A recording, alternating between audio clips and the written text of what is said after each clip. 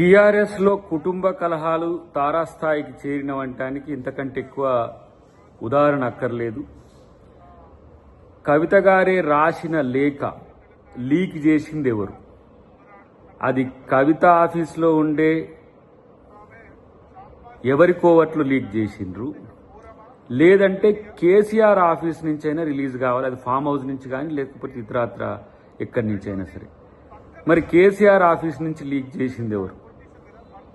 కేటీఆర్ వైపు కేసీఆర్ మొగ్గు చూపుతున్నందుకు కేటీఆర్ మనసులే ఆ విధంగా చేసిండ్రా, లేదంటే కేసీఆర్ ఆఫీస్లో ఉన్న వాళ్ళతో చేయించిండా, లేదంటే కవిత ఆఫీస్లో ఉండే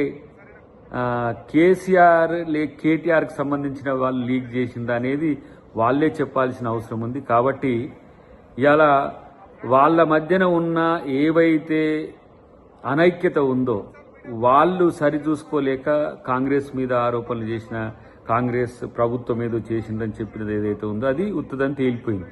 కాబట్టి ఇలా అనుమానం నుంచి ఇలా సంక్షోభం వైపు, సంక్షోభం నుంచి ఎటుపోతుందో తెలియదు. కానీ ఇవాళ బీఆర్ఎస్ తన అస్తిత్వాన్ని తనే కోల్పోవడానికి, తన కూతురును తనే కలవలేని స్థితిలో కేసీఆర్ ఉన్న పరిస్థితి ఉన్నది.